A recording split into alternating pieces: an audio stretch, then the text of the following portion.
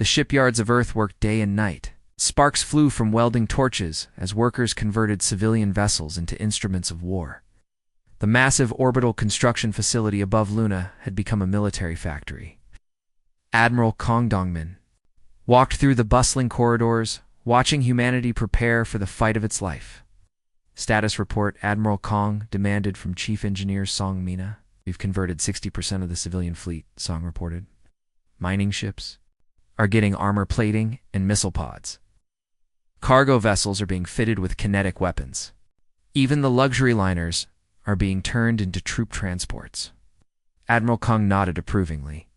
Humanity had always been good at turning peaceful tools into weapons when survival was at stake. The galaxy was about to learn this lesson the hard way. The dreadnought Inchin's thunder floated in the center of the shipyard.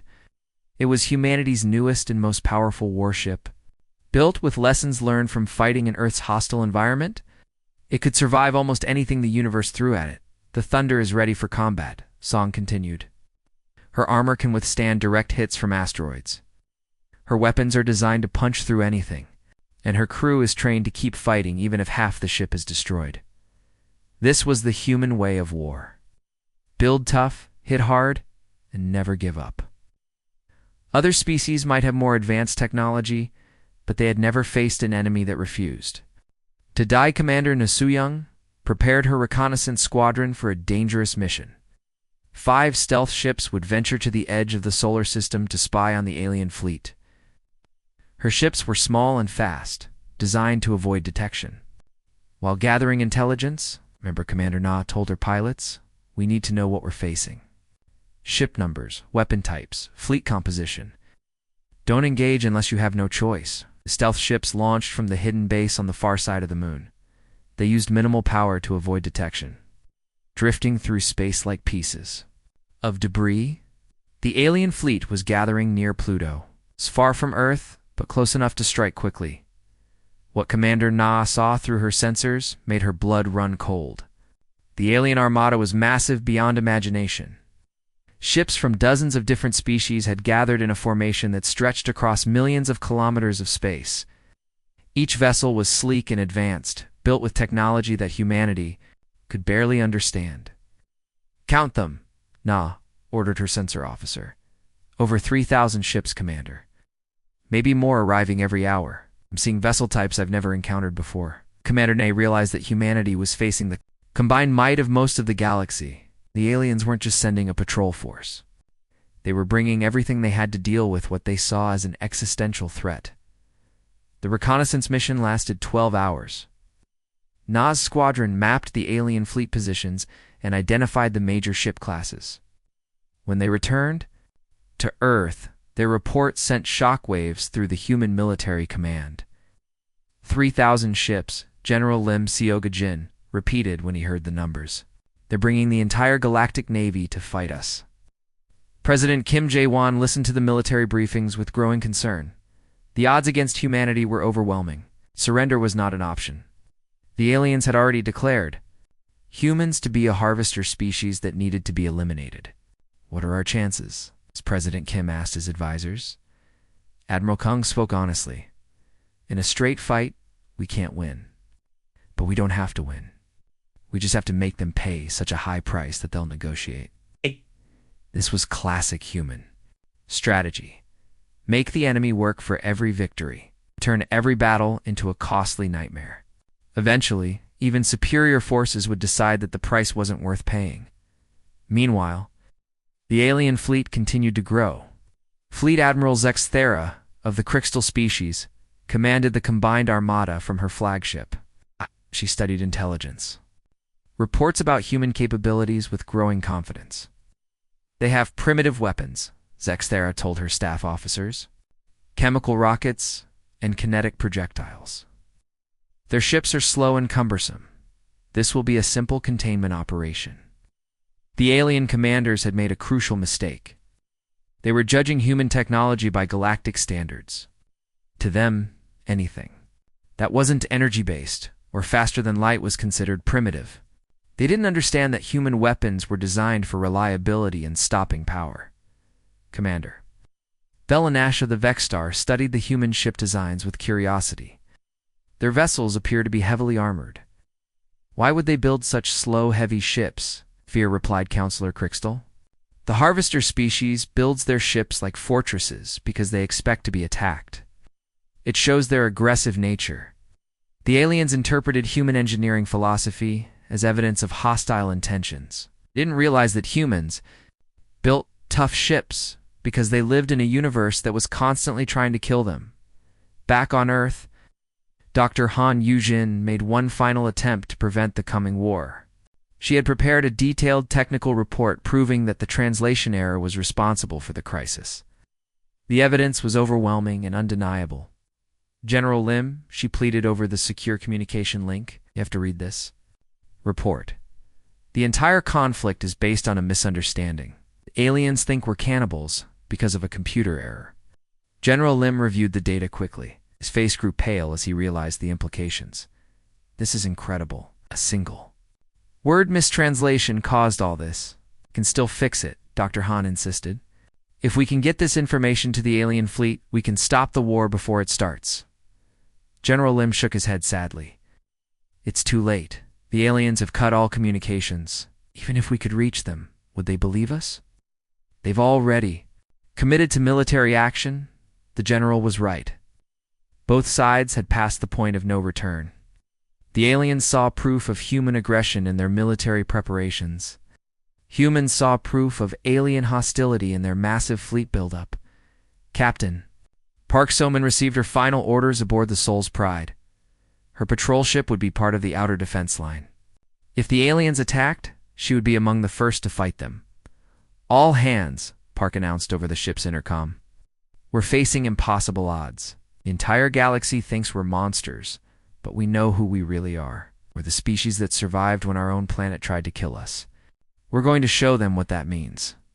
The crew cheered despite their fear. We're facing annihilation, but they were facing it together. This was the human way. Never give up, never surrender, and make the enemy pay for every inch of ground.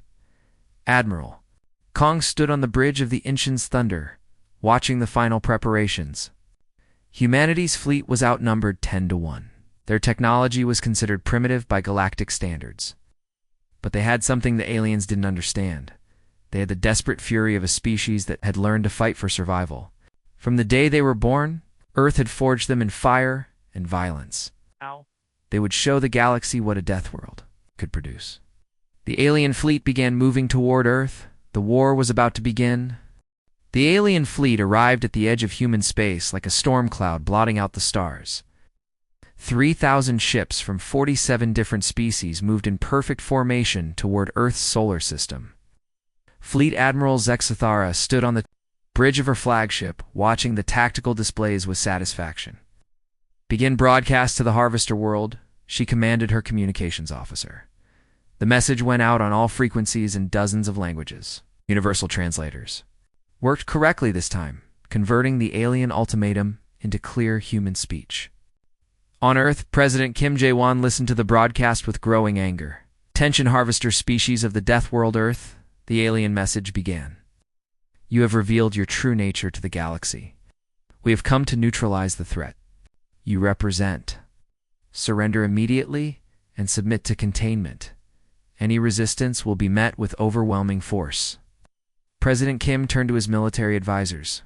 Harvester species? What are they talking about? They think we eat other intelligent beings, General Lim explained. The translation error at the diplomatic meeting convinced them we're cannibals. They want to contain us like animals.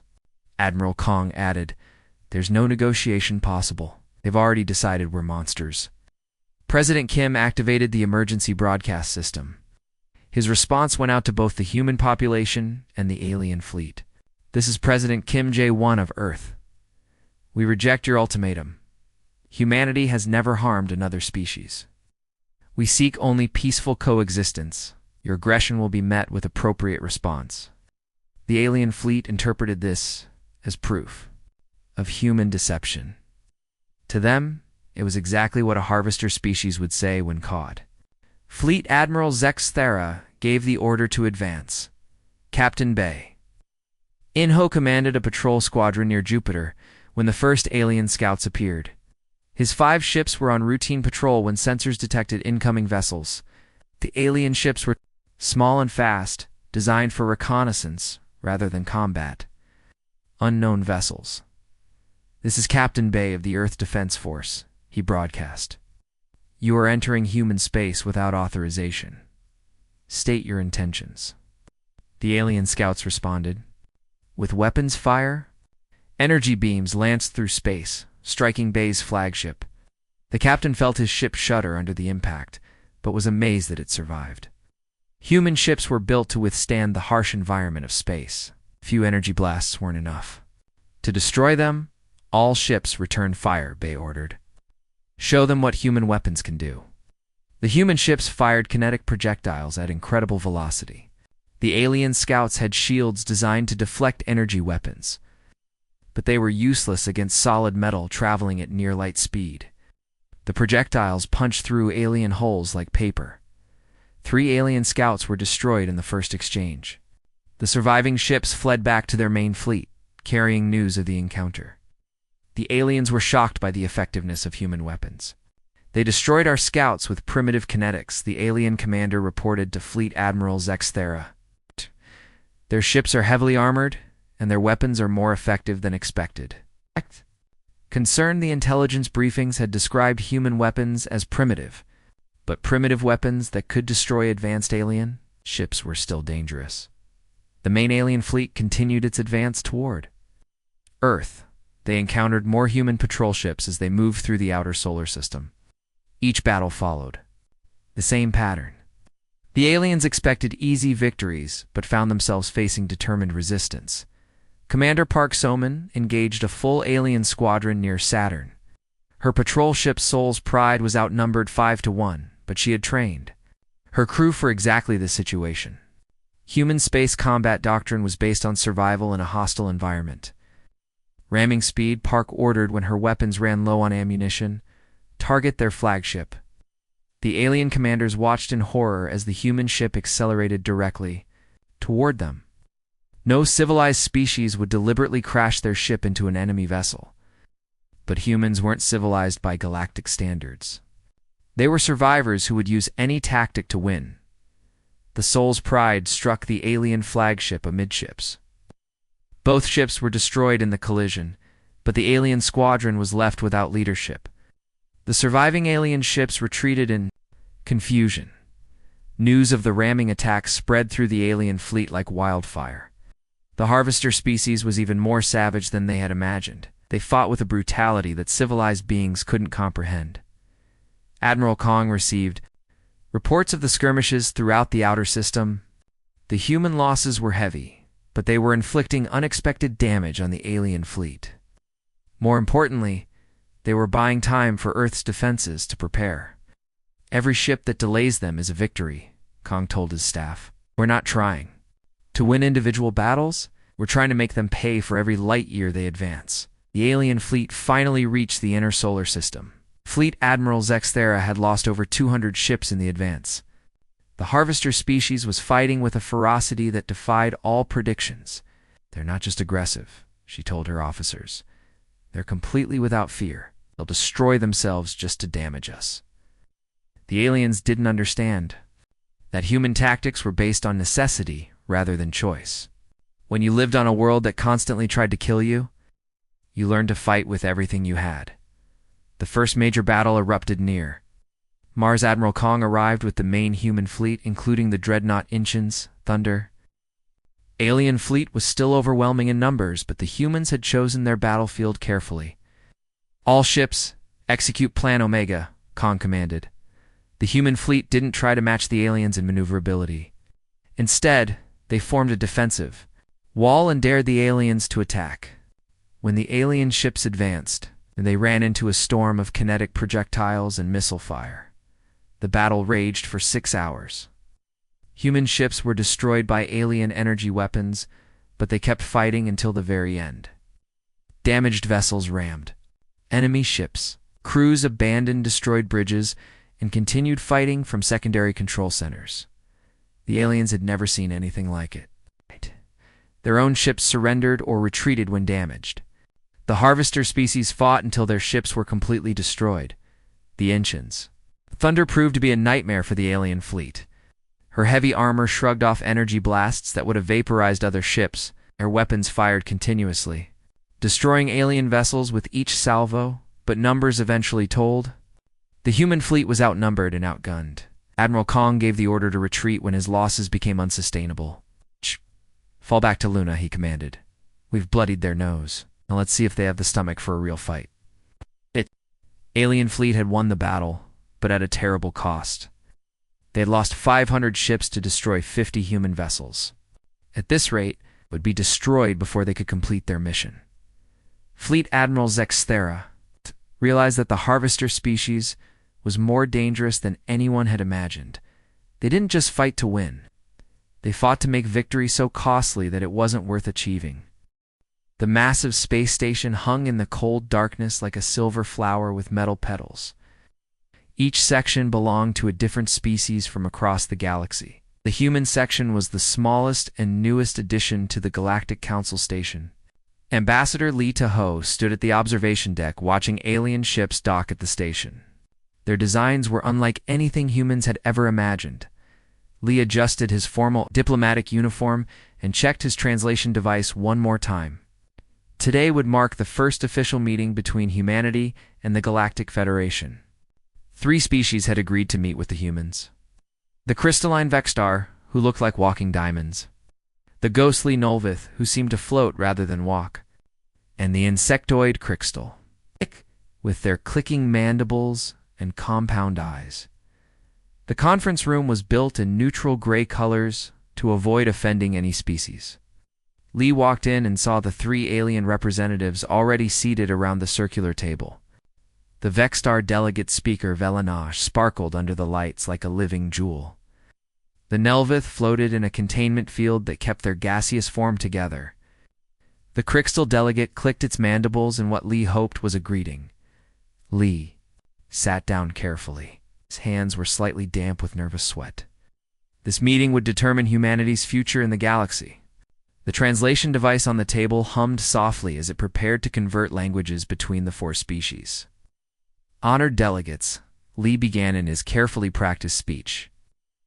I bring greetings from Earth and all humanity. Come in peace, and seek friendship with your great civilizations. The translation device processed his words. Blue lights flickered across its surface as the artificial intelligence worked to convert human language into the 3 alien tongues. Lee watched.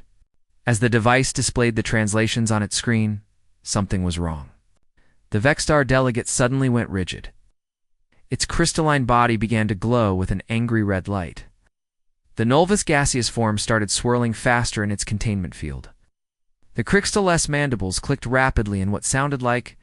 Alarm. Lee looked at the translation screen in confusion. The device showed his greeting had been converted properly. But the alien reactions told a different story. Speaker Velanash rose from its seat with a sound like breaking glass. You dare speak of harvesting to us? The Vexstar's translated voice came through the speakers. You announce your intention to take pieces of our bodies? Lee felt his blood go cold. No, there must be some mistake. I said we come in peace. Peace, not pieces. But the damage was already done. The translation device had converted his greeting into the Vexstar language incorrectly, instead of announcing peaceful intentions. It had declared that humans came to harvest body parts. In Vexstar culture, this was the ultimate threat. The Nulvith delegate spoke next.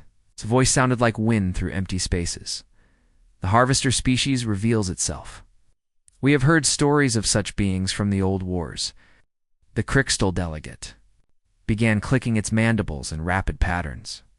The translation came through as urgent warnings. Alert the Council. The Deathworld species shows its true nature. They seek to consume us as they consumed their homeworld. Lee stood up quickly. Please, this is a misunderstanding. Let me explain. But the aliens were already moving. Speaker Velanash activated an emergency beacon on its arm.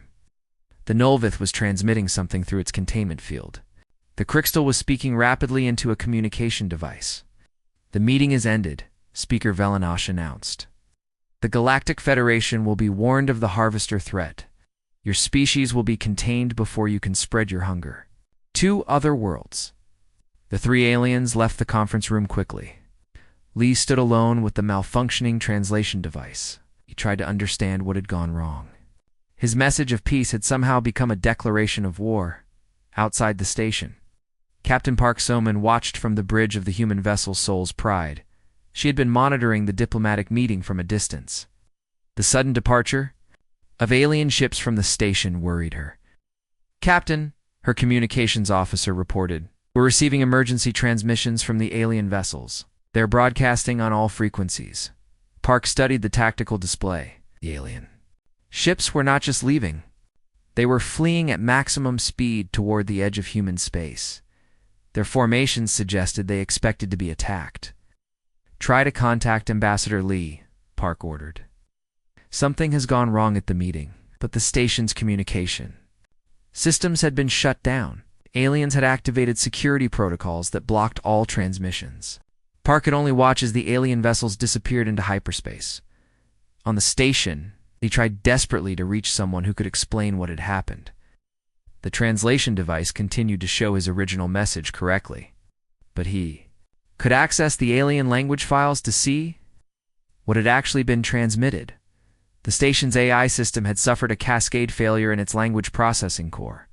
The word peace had been converted into pieces in the Vexstar language, but not just any pieces. The specific term that had been used referred to body parts. Taken from living beings for consumption, Lee realized that humanity had just been declared a harvester species by 3 of the galaxy's most influential civilizations. The aliens believed that humans were announcing their intention to literally eat other species.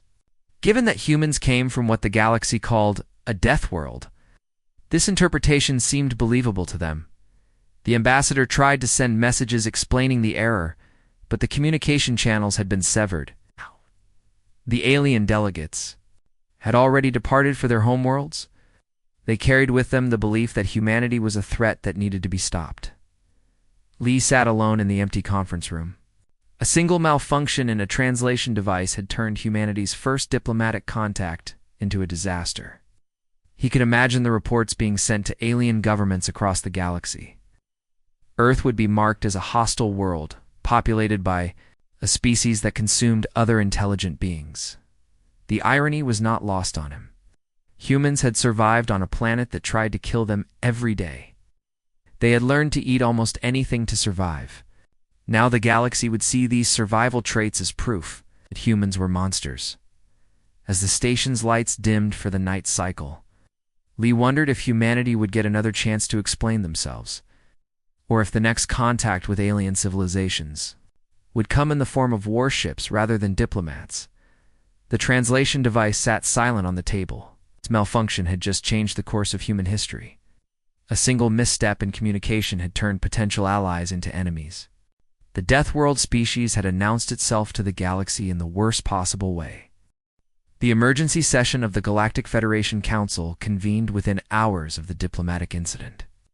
The Great Council Chamber on Zarian Prime held representatives from 47 different species. The air filled with various breathing, gases, and the sound of universal translators working overtime. Speaker Velenash stood at the center podium. Its crystalline form pulsed with urgent red light as it addressed the assembly. "Fellow beings of the galaxy, we face a threat unlike any we have encountered. The species from the Deathworld called Earth has revealed its true nature." The council chamber erupted in clicks, hisses, and various alien sounds of concern. Many species had heard rumors about the violent world that had produced humanity. Stories of a planet where the very air could kill most galactic species, where the inhabitants fought constant wars among themselves. "Play the recording," demanded Counselor Thexara of the Nolvith. "Let all hear what these creatures truly intend." The audio recording of Lee's translated message filled the chamber. To the assembled aliens, it was clear proof that humans planned to harvest other species for food. The Vexstar translation specifically mentioned taking body parts from living beings. Counselor Crystal of the insectoid species clicked its mandibles rapidly. "The Deathworld species cannot be reasoned with. They consume everything on their own planet. Now they seek to consume us." The council voted quickly. Emergency protocols were activated. All diplomatic contact with humanity was severed. Trade routes through human space were closed. Most importantly, a containment fleet would be assembled to prevent human expansion into the galaxy. Meanwhile, on Earth, President Kim Jae-won sat in the Blue House Situation Room. The reports from space were confusing and alarming. Vessels had suddenly withdrawn from human territory. No explanation had been given. What exactly happened up there? President Kim asked his advisors. Defense Minister Choi Ho-yan-woo studied the tactical displays. We lost contact with the diplomatic mission 12 hours ago. All alien ships fled at maximum speed. Our sensors show they're gathering at the edge of our solar system. The president turned to his military commanders. Are we under threat, General? Lim Seo-kajin nodded grimly. The alien behavior suggests they're preparing for military action. We should assume hostile intent until proven otherwise. Colonel Yoon Min-sik entered the room with urgent reports. Mr. President, our lunar defense grid is detecting stealth probes throughout the system. Someone is conducting surveillance on all our military installations. President Kim felt the weight of the situation.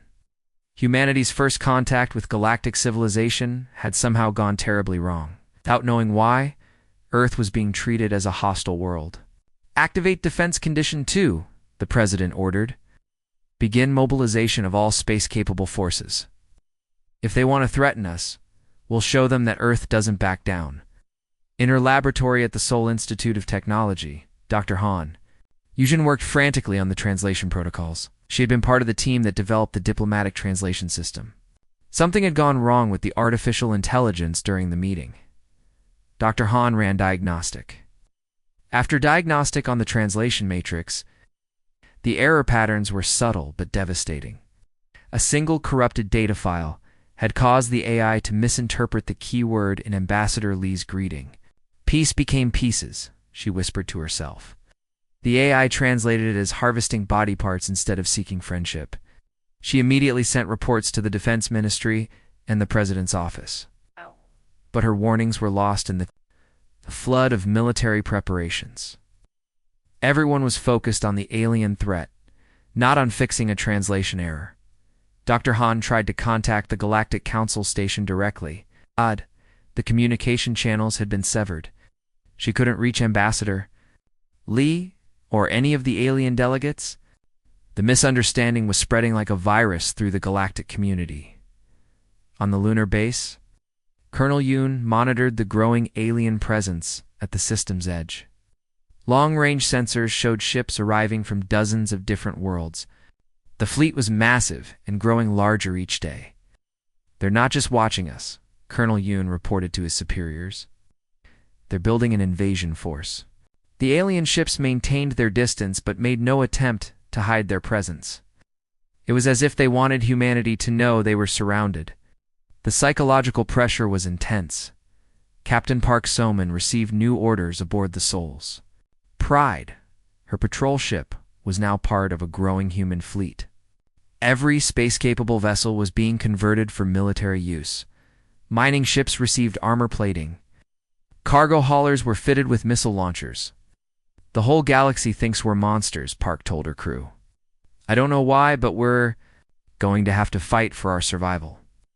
Her communications officer, Lieutenant Bae-in-ho, monitored alien transmissions. Captain, they're calling us the harvester species in their broadcasts. They think we eat other intelligent beings. Felt a chill run down her spine. Humanity's reputation for survival and adaptability had been twisted into something horrifying. The aliens saw human dietary flexibility as evidence of cannibalistic tendencies. Back on the Galactic Council station, Ambassador Lee remained trapped in the human section. The aliens had sealed off his area and cut all communications. He could only watch through the observation windows as more alien ships arrived each day. Lee finally understood what had happened. The translation error had branded humanity as a species that consumed other intelligent life, given Earth's reputation as a Deathworld. The aliens found this interpretation believable. The ambassador tried everything to send a message explaining the mistake, but the station's AI had been programmed to block all human communications. The aliens believed that any message from humans would be deceptive. Admiral Kong Dong-min took command of Earth's hastily assembled space fleet. The ships were a mix of military vessels and converted civilian craft. They looked rough compared to the sleek alien designs, but they were built to survive in the hostile environment of space. "We don't know why they're threatening us," Admiral Kong told his captains, "but we know how to respond to threats. Earth has never surrendered to anyone." The fleet took defensive positions throughout the solar system. Human ships were designed for durability rather than speed. They could take massive damage and keep fighting. This would be important in the coming conflict. Dr. Han made one final attempt to reach the government with her discovery. She sent encrypted messages to every military commander she could contact. The translation error could still be fixed if someone would listen, but it was too late. Both sides were now committed to military action. The aliens saw humans as a harvester, species that needed to be contained. Humans saw the aliens as an invasion force that needed to be stopped. The misunderstanding had escalated beyond the point of simple explanation. The galaxy was preparing for war against a species they believed to be monsters. Humanity was preparing to defend itself against what seemed like unprovoked aggression. The stage was set for a conflict that neither side truly wanted, but both sides felt was necessary. A single translation error had turned potential allies into enemies. The Deathworld species and the Galactic community were on a collision course that would change everything. The news of the alien invasion reached every corner of human space within hours. From the mining colonies in the asteroid belt to the research stations orbiting distant planets, humanity received the same message. Earth was under attack by the galaxy that considered them monsters. The response was immediate and overwhelming. Every human settlement, every space station, every mining operation began converting their equipment for war. Cargo ships became missile platforms. To construction. Mechs were fitted with weapons. Even luxury cruise liners were stripped down and turned into troop transports. President Kim Jae-won addressed the entire human species from the emergency bunker beneath Seoul. His words were broadcast to every human settlement across the solar system and beyond.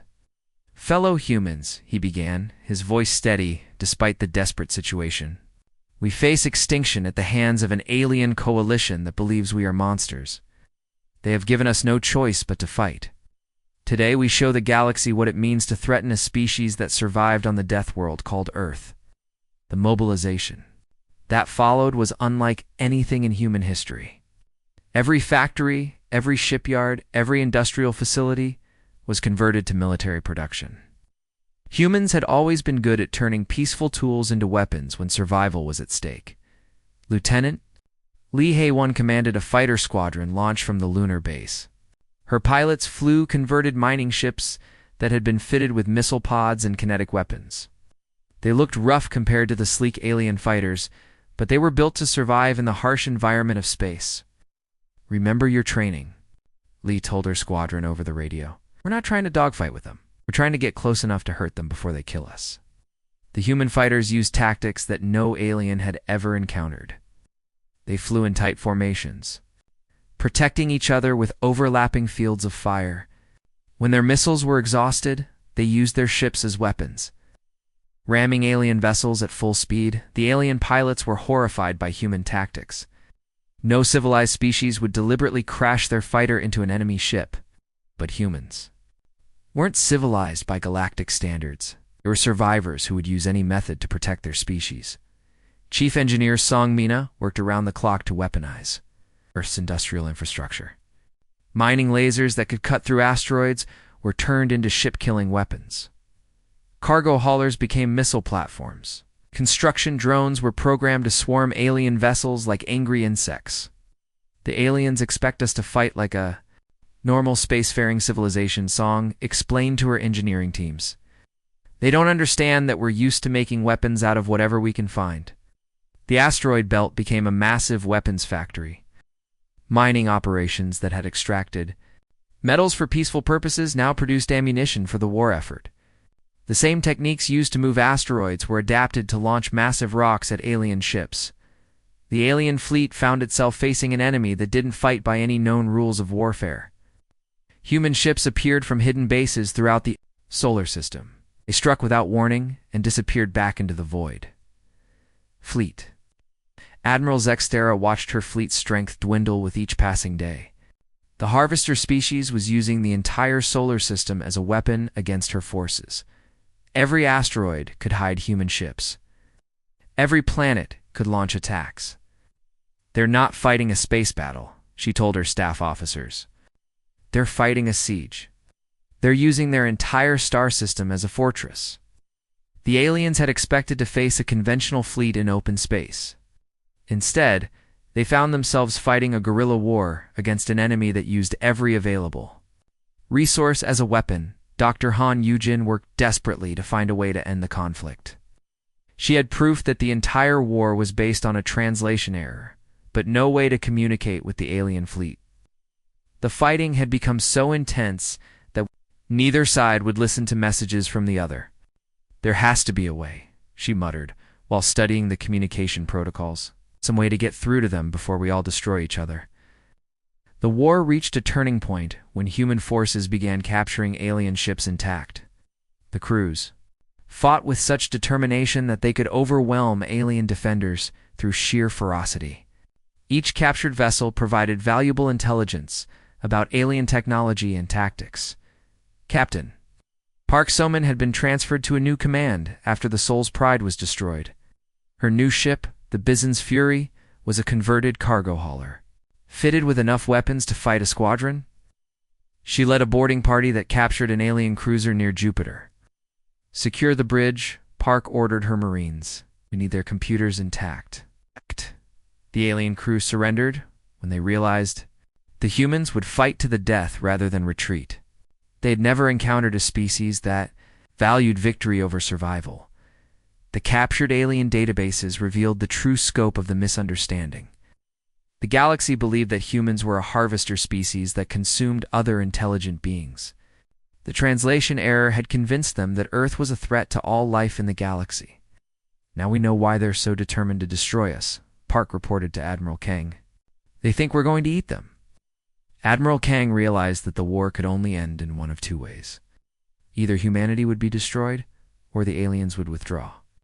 There was no middle ground when both sides believed they were fighting. For survival, the human fleet began using increasingly desperate tactics. Ships that ran out of ammunition rammed alien vessels. Crews that lost their ships continued fighting with personal weapons. The galaxy had never seen such determination. The alien fleet was slowly being ground down by human resistance. They had lost over 1,000 ships, while the humans seemed to produce new vessels from nowhere. Every destroyed human ship was replaced by 2 more converted from civilian craft. "They're not just fighting us," Fleet Admiral Zextera reported. "To the Galactic Council, they're fighting with their entire civilization. Every human is a soldier, every ship is a weapon, every planet is a fortress." The council members listened to the reports with growing alarm. The containment operation was supposed to be quick and decisive. Instead, it had become a war of attrition that was destroying both sides. Lieutenant Lee Haywin led her fighter squadron on a suicide mission against the alien flagship. Her pilots knew they wouldn't survive, but they also knew their sacrifice might save Earth. For humanity, she broadcast as her squadron dove through alien defenses. "For the future of our species," the fighters struck the alien flagship like a hammer blow. The ship survived, but the damage was severe. More importantly, the attack proved that humans would never surrender. The war had reached a stalemate. The aliens couldn't defeat an enemy that used an entire star system as a weapon. The humans couldn't drive off an enemy that outnumbered them. 10-1.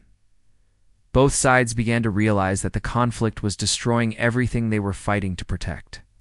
The galaxy was learning that when you threaten a Deathworld species, you don't get conquest. You get a war that could consume everything. The war had raged for 6 months when both sides finally began to realize the true cost of their conflict. The alien fleet had lost nearly half its ships to human resistance. Earth's industrial capacity was stretched to the breaking point. Both civilizations were bleeding resources at an unsustainable rate. Fleet Admiral Zexthera stood on the bridge of her damaged flagship, studying casualty reports that grew longer each day. The harvester species had proven more dangerous than anyone had imagined. They didn't just fight to win. They fought as if their entire existence depended on victory. "Admiral," her communications officer reported, "we're receiving a transmission from the human fleet. They're requesting a ceasefire to discuss terms." Zexthera was surprised. Humans had never shown any interest in negotiation before. Ali had fought with such determination that surrender seemed impossible. "Put them through," she ordered. Admiral Kong's image appeared on the screen. Behind him, the bridge of the Inchen's thunder showed obvious battle damage. His uniform was torn, and his face was haggard from months of constant fighting. Admiral Zexthera Kong began, "And I'm proposing a temporary ceasefire. We have information that might interest you." "What kind of information?" Zexthera asked suspiciously. "The kind that explains why this war started in the first place." The ceasefire was agreed to reluctantly by both sides. Neither trusted the other, but both were exhausted by the fighting. The alien fleet pulled back to a safe distance while human ships held their positions. Captain Park Soman had been preparing for another boarding mission when the ceasefire was announced. Her ship, the Bisson's Fury, had captured 3 alien vessels during the war. Each capture had provided valuable intelligence about the enemy. Captain, her intelligence officer, reported, "We found something important in the alien databases, records of the original diplomatic meeting." Park studied the files with growing amazement.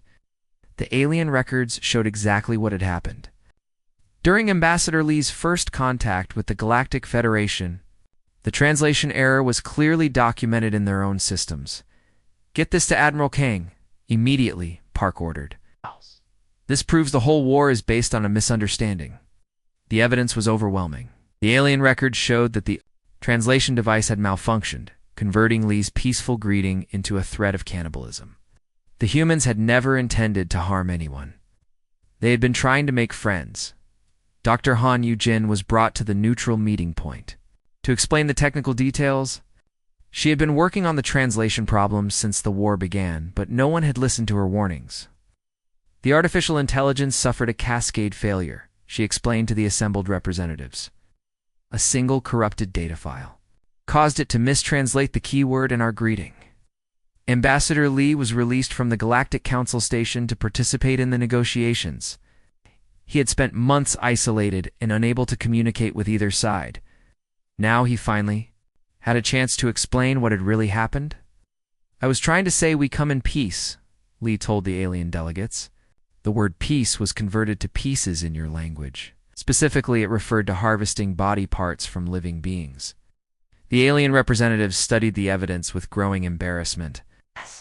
They had launched a war against an innocent species based on a computer error. The harvester species existed only in their imaginations. Speaker Velanash of the Vexstar examined the translation logs carefully. "The corruption is obvious when you know what to look for. Our systems recorded the exact moment the translation algorithm failed." "But why didn't you try to explain this earlier?" asked Counselor Crystal of the Crystal species. "We tried," Admiral Kong replied, "but all communication channels were severed. You refused to listen to anything we said." The negotiations took place on a neutral space station built specifically for the peace talks. Both sides were represented by their top military and diplomatic personnel. The atmosphere was tense but hopeful. Fleet Admiral Zexthera addressed the human delegation directly. "We owe your species a formal apology. We attacked you based on false information. The Galactic Federation acted rashly and without proper investigation. Apologies won't bring back our dead." President Kim Jae-won replied via video link from Earth. "But they're a start toward peace." The peace negotiations revealed how differently the two sides had interpreted each other's actions. The aliens saw human survival tactics as evidence of savage brutality. Humans saw alien military preparations as unprovoked aggression. "You fight like nothing we've ever encountered," Zexthera told Admiral Kang.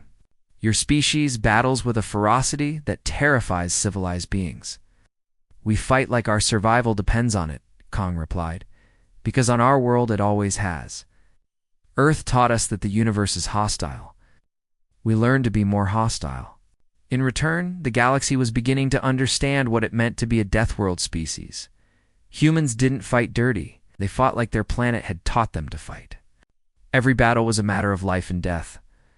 Dr. Han Yuzhen worked with alien scientists to develop new translation protocols. The error that had caused the war would never be repeated. Multiple backup systems and verification procedures were built into the new communication networks. "You have to make sure this never happens again," she told her alien colleagues. One mistranslated word caused a war that nearly destroyed both our civilizations. The peace treaty was signed aboard the neutral station, with representatives from both sides present. The document formally ended hostilities and established new protocols for communication between species. But the real breakthrough came when the aliens began to understand human nature. They realized that humanity's apparent aggression was actually a form of defensive adaptation. Humans fought so hard because they had learned that failure meant extinction. "Your species is not a threat to the galaxy," Speaker Velanash announced to the assembled delegates. "You are a survivor species that has learned to defend itself against a hostile universe." The war had transformed both sides. Humanity had proven that they could stand against the combined might of the galaxy. The aliens had learned that strength came in many forms, including the determination to never surrender. Ambassador Lee returned to Earth as a hero, though he remained haunted by the translation error that had started everything. He established new diplomatic protocols to prevent future misunderstandings. Captain Park Soman was promoted to Admiral and given command of the new Interstellar Defense Force. Her experience capturing alien ships had made her an expert in xenocultural. WARFARE Dr. Han Yuzhen became the director of the new Galactic Translation Institute. Her work would ensure that communication errors never again led to interstellar war. The galaxy had learned an important lesson about the species from the Deathworld called Earth. When you threatened them, you didn't get conquest. You got a war. That could consume everything. But when you approached them with respect and understanding, you found allies who would fight to the death to protect their friends. The single misstep in communication had inadvertently announced humanity's presence to the galaxy in the most dramatic way possible. The Deathworld species had answered the threat with firepower, but they had also shown they were capable of forgiveness and friendship. Peace had been restored. But the galaxy would never forget the lesson. Never underestimate a species that had learned to survive on a world that constantly tried to kill them. They might look like monsters, but they were just humans doing what humans do best, refusing to give up.